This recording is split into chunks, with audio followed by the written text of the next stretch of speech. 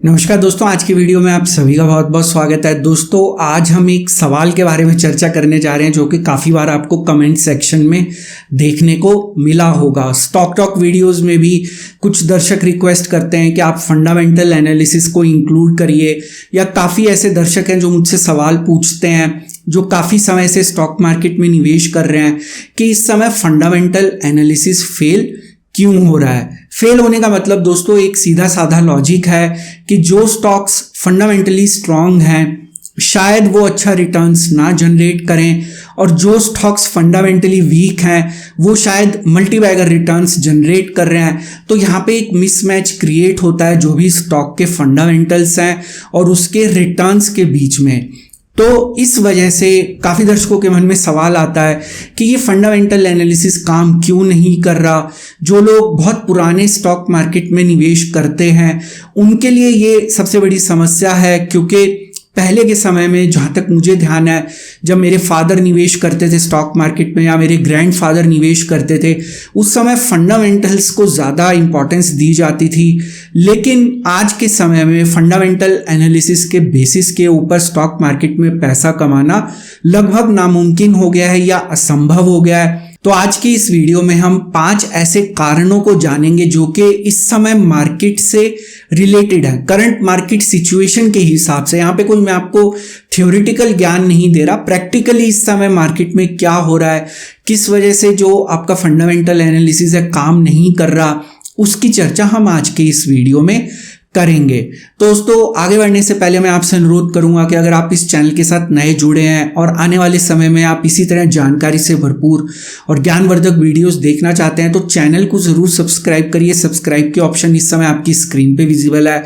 आप नीचे दिखाए गए लाल रंग के सब्सक्राइब बटन को भी दबा सकते हैं, उसके साथ दिखाए गए बेल नोटिफिकेशन को क्लिक करना मत भूलिएगा, ताकि जब भी कोई नया वीडियो अपलोड हो उसकी नोटिफिकेशन तुरंत आपको अपनी ऐप या ईमेल के ऊपर मिल जाए। दोस्तों यहाँ पे सबसे पहला कारण जो है वो ये कि बड़े प्लेयर्स को एक बात समझ में आ गई है कि यहाँ पे मार्केट के अंदर अगर वॉलेटिलिटी ज़्यादा रहती है तो वो ज़्यादा पैसा कमा सकते हैं। वॉलेटिलिटी का फ़ायदा उठा के वो ज़्यादा पैसा कमा सकते हैं। देखिए जो पहले का समय था उस समय मार्केट्स इतनी ज़्यादा वॉलेटाइल नहीं थी। मार्केट के अंदर जो स्टॉक्स फंडामेंटली अच्छे थे या फंडामेंटली स्ट्रांग थे उनका एक अच्छा परफॉर्म करना निश्चित होता था, और ये एक बेसिक क्राइटेरिया होता था किसी भी निवेशक के लिए स्टॉक मार्केट में किस स्टॉक का चयन किया जाए, ये चुनने के लिए, स्टॉक्स को चुनने के लिए। लेकिन दोस्तों बड़े प्लेयर्स जो कि मार्केट को ड्राइव कर रहे हैं उनको पता है कि मार्केट को ज़्यादा वॉलेटाइल रख के वो ज़्यादा पैसा कमाएंगे, और ज़्यादा मार्केट को वॉलेटाइल रखने के लिए मनी रोटेशन जो है वो बहुत इंपॉर्टेंट है। मनी रोटेशन के बारे में मैं अभी थोड़ी देर में चर्चा करूंगा कि मनी किस तरीके से रोटेट किया जाता है, किस तरीके से कुछ सेक्टर्स जो इन्वेस्टर्स के डार्लिंग होते हैं सडनली उनके रिटर्न्स जो हैं वो नेगेटिव हो जाते हैं। तो बेसिकली वॉलेटिलिटी कायम रखने के लिए मनी का रोटेट होना ज़रूरी है। अभी आप रिसेंटली देख रहे होंगे कि पूरे दिन के अंदर मार्केट जो है काफ़ी ज़्यादा वॉलेटाइल रहती है, लगभग 200 पॉइंट्स की रेंज के अंदर ट्रेड करती रहती है, ऊपर चली जाती है, फिर नीचे आ जाती है 100-150 पॉइंट्स, फिर 100 पॉइंट्स ऊपर चली जाती है। तो दोस्तों यहाँ पे वॉलेटिलिटी का फ़ायदा उठा के बड़े प्लेयर्स यहाँ पे पैसा कमा रहे हैं। और दोस्तों जब वॉलेटिलिटी हाई होती है, अब देखिए वॉलेटिलिटी को मैनेज भी किया जा सकता है। जो इंडेक्स होते हैं या जो हमें इंडिकेटर्स वॉलेटिलिटी के बारे में बताते हैं वो बेसिकली डेली बेसिस के ऊपर हम उनको देखते हैं।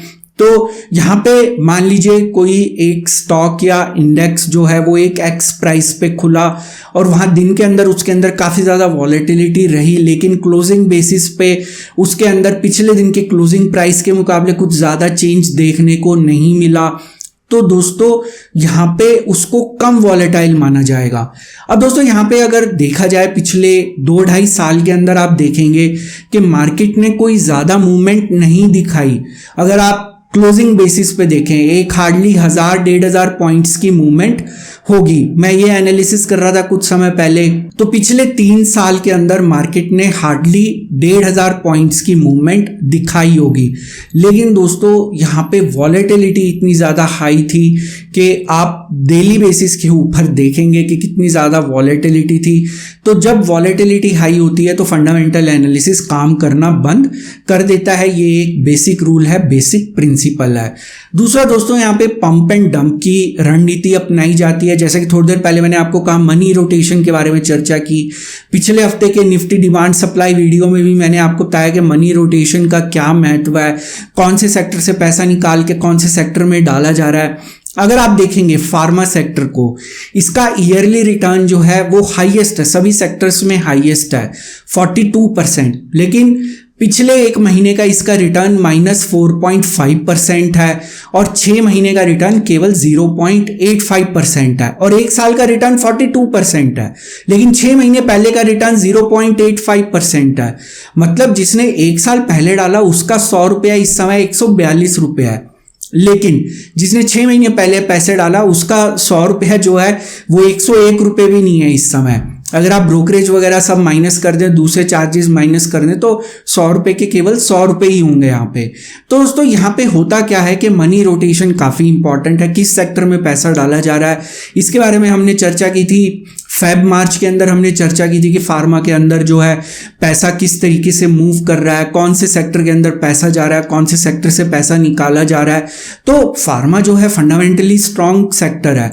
और यहाँ पे जब अब पेंडेमिक की जो सिचुएशन है वहाँ पे सबका मानना था, या मेरा भी ये मानना था कि फार्मा सेक्टर जो है उनके जो स्टॉक्स हैं वो फंडामेंटली, मैं केवल फंडामेंटल्स की बात कर रहा हूँ, फंडामेंटली उनके ऊपर कोई इंपैक्ट नहीं होगा, उनकी प्रॉफिटेबिलिटी पे ज़्यादा इंपैक्ट नहीं होगा। लेकिन स्टॉक मार्केट के अंदर ये लॉजिक काम नहीं करते फंडामेंटल्स के बेसिस के ऊपर। यहाँ पे स्मार्ट मनी की रणनीति बहुत साफ रहती है कि वो एक सेक्टर के अंदर पैसा डाल के उसको पंप करते हैं, फिर वहाँ से पैसा निकाल के उसको डंप करते हैं और फिर किसी दूसरे सेक्टर में पैसा डालते हैं जिसके बारे में किसी का कोई ध्यान नहीं होता है, जिसके बारे में कोई चर्चा नहीं कर रहा होता।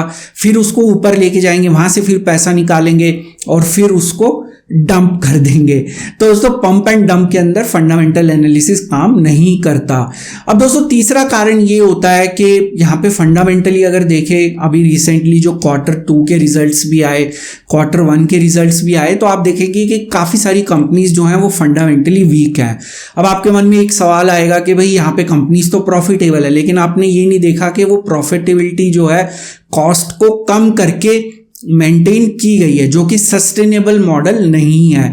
क्योंकि यहाँ पे जो डिमांड थी, बेसिकली जो पेंडेमिक से पहले की डिमांड थी वो यहाँ पे जो है कैरी फॉरवर्ड हुई, लेकिन जो रियल डिमांड है उसका पता जो है आने वाले क्वार्टर्स में पता चलेगा। तो यहाँ पे कॉस्ट कम करके जो है प्रॉफिटेबिलिटी दिखाई गई।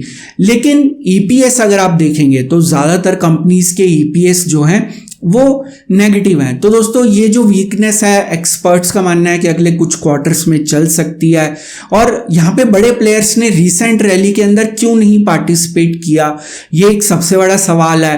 अगर आप टर्नओवर देखेंगे, कैश सेगमेंट का टर्नओवर काफ़ी कम है, या जिसको कह लीजिए अगर आप उसको लॉन्ग टर्म बेसिस पे देखेंगे तो ये काफ़ी नीचे की तरफ आपको देखने को मिलेगा, या एक्सपेक्टेड जितना है उतना नहीं है, एवरेज के नज़दीक भी नहीं है। ये मैं कैश सेगमेंट के टर्नओवर की बात कर रहा हूँ। लेकिन डेरिवेटिव्स का टर्नओवर जो है वो काफ़ी ज़्यादा बढ़ गया है। तो दोस्तों यहाँ पे जो भी इन्वेस्टमेंट की जाती है वो कैश सेगमेंट में की जाती है। डेरिवेटिव्स के अंदर जो भी आपकी एक्टिविटी होती है वो मोस्टली स्पेकुलेटिव होती है या शॉर्ट टर्म के लिए होती है। तो कैश सेगमेंट का जो एवरेज टर्नओवर, जिसकी चर्चा हम बहुत बार करते रहते हैं, निफ्टी 50 का, वो 36,000 करोड़ के नज़दीक रहता है। लेकिन आप पिछले कुछ महीनों में देखेंगे कि जो आपका एवरेज है, मूविंग एवरेज है 3 या 5 दिन का, वो इस आंकड़े को जो है अगर छूता भी है तो वापस फिर नीचे चला जाता है। तो यहाँ पे कैश सेगमेंट के अंदर ज़्यादा एक्टिविटी नहीं है। अगर कैश सेगमेंट में एक्टिविटी नहीं है, इसका मतलब कि जो बड़े प्लेयर्स हैं उनका निवेश का इस समय कोई इरादा नहीं है, केवल वो एक स्पेकुलेशन का बेनिफिट उठा रहे हैं। डेरिवेटिव सेगमेंट के अंदर आप देखेंगे टर्नओवर काफ़ी अच्छा है और लॉन्ग टर्म बेसिस पे इंक्रीज भी हो रहा है।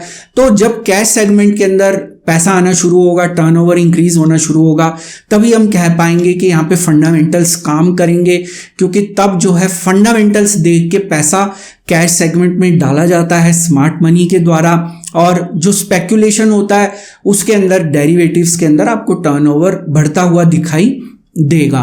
दोस्तों यहाँ पे चौथा पॉइंट है कि जो टाइम होराइजन है इस समय जो भी बड़े प्लेयर्स हैं या जो मार्केट में पैसा लेके आ रहे हैं, उनका टाइम होराइजन जो है वो पहले एक लंबी अवधि का निवेश होता था कुछ समय पहले, लेकिन अब जो है वो केवल शॉर्ट या मीडियम टर्म का निवेश है।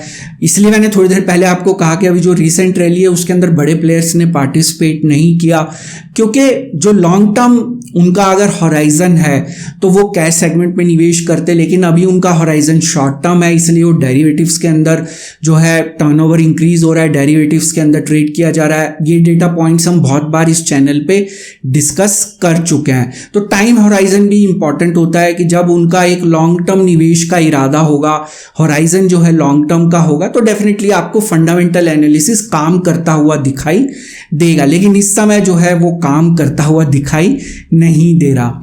दोस्तों यहाँ पे 5वें नंबर का पॉइंट है कि निवेशकों का ट्रस्ट जो है वो फंडामेंटल एनालिसिस पे कम हो गया है। अब निवेशक जिन्होंने फंडामेंटली अच्छे स्टॉक्स के अंदर निवेश किया था, उन्होंने देखा कि भाई वो स्टॉक्स तो ऊपर जा नहीं रहे, और कुछ ऐसे स्टॉक्स ऊपर जा रहे हैं जो फंडामेंटली स्ट्रांग नहीं है या जो अपनी वैल्यूएशन से काफ़ी ज़्यादा हाई है। इनफैक्ट निफ्टी के जो टॉप 10 स्टॉक्स हैं उनके अंदर अगर आप देखेंगे कि आप काफ़ी सारे स्टॉक्स, मतलब ऑलमोस्ट मेजॉरिटी ऑफ स्टॉक्स जो टॉप 10 के अंदर हैं, वो अपनी जो फेयर वैल्यू है या जो इनकी एक फेयर वैल्यू होनी चाहिए फंडामेंटली किसी स्टॉक की, उससे बहुत ज़्यादा ऊपर ट्रेड कर रहे हैं। इनफैक्ट एक स्टॉक तो ऑलमोस्ट डबल ट्रेड कर रहा है। तो दोस्तों यहाँ पे इन्वेस्टर्स का भरोसा उठ गया है, वो फंडामेंटल एनालिसिस में अब उनका कोई इंटरेस्ट भी नहीं है, उनको लगता है कि कोई फ़ायदा भी नहीं है। और दूसरा जो है रिपोर्टिंग और अकाउंटिंग के इश्यूज़ आपको देखने को मिलते रहते हैं। मैं कुछ स्टॉक्स का नाम नहीं लूँगा, आपको मालूम ही है कि वहाँ पे एक अंडर रिपोर्टिंग या अकाउंटिंग के अंदर कुछ जो है प्रॉब्लम्स देखने को मिली, तो इसलिए भी निवेशकों का भरोसा जो है वो फंडामेंटल एनालिसिस पे इतना ज़्यादा नहीं है। तो दोस्तों अगर इसको केवल एक लाइन में बयां किया जाए तो इस समय जो स्टॉक मार्केट में काम कर रहा है उसका इरादा जो है वो शादी करने का नहीं है, केवल वन नाइट स्टैंड या एक शॉर्ट टर्म रिलेशनशिप का है। तो आपको खुद समझ में आ गया होगा इस एक लाइन के द्वारा कि इस समय मार्केट किस तरीके से काम कर रही है। तो मैरिज मतलब लॉन्ग टर्म इन्वेस्टमेंट मतलब फंडामेंटल एनालिसिस काम करेगा, लेकिन अगर इरादा यहाँ पे वन नाइट स्टैंड का है तो डेफिनेटली वहाँ पे लॉन्ग टर्म रिलेशन का कोई भी जो है इरादा नहीं है, केवल वन नाइट स्टैंड का इरादा है, तो इसलिए वहाँ पे फंडामेंटल एनालिसिस काम नहीं करेगा। तो नीयत क्या है इस समय मार्केट की, वो डिसाइड करती है कि कौन सा एनालिसिस काम करेगा, कौन सा एनालिसिस काम नहीं करेगा। लॉन्ग टर्म इन्वेस्टमेंट की नीयत है अगर बड़े प्लेयर्स की तो फंडामेंटल एनालिसिस काम करेगा, लेकिन अगर लॉन्ग टर्म इन्वेस्टमेंट की नीयत नहीं है तो वहाँ पे टेक्निकल एनालिसिस ज़्यादा अच्छा काम करेगा, फंडामेंटल एनालिसिस इतना अच्छा काम नहीं करेगा। मैं आपको ऑलरेडी इस वीडियो के अंदर कई एग्जांपल दे चुका हूँ। पिछले 2-2.5 साल के अंदर आप देख चुके हैं कि मार्केट केवल 1,500-2,000 हज़ार पॉइंट्स के बीच में ट्रेड कर रही है। तो शायद यही वजह है कि बड़े प्लेयर्स को अभी एक लॉन्ग टर्म इन्वेस्टमेंट का सही समय नहीं नज़र आ रहा, और शॉर्ट टर्म के अंदर मार्केट मूव करती रहेगी और मार्केट काफ़ी ज़्यादा वॉलेटाइल रहेगी, और वहाँ पे उस मूव का फ़ायदा उठा के आप स्टॉक मार्केट में पैसा कमा सकते हैं। तो दोस्तों मुझे उम्मीद है कि आपको आज का वीडियो पसंद आया होगा। वीडियो पसंद आया तो वीडियो को लाइक ज़रूर करिए। इस वीडियो का एक डिस्क्लेमर भी है जो कि आपको अपनी स्क्रीन पे दिख रहा होगा। ये वीडियो मैंने सिर्फ एक एजुकेशन, लर्निंग और इन्फॉर्मेशन के पॉइंट ऑफ व्यू से बनाया था। यहाँ पे मेरी आपको कोई सजेशन, सलाह या राय नहीं है कि आप किसी भी स्टॉक या इंडेक्स में बाय, सेल या होल्ड की पोजीशन बनाएं। किसी भी निवेश या ट्रेड से पहले अपने फाइनेंशियल प्लानर या इन्वेस्टमेंट एडवाइजर की सलाह ज़रूर ले लें। तो दोस्तों आज का वीडियो देखने के लिए बहुत बहुत शुक्रिया। फिर मिलेंगे अगले वीडियो में नई जानकारी के साथ, एक नई सीख के साथ, एक नई लर्निंग के साथ। तब तक आप अपना ध्यान रखें।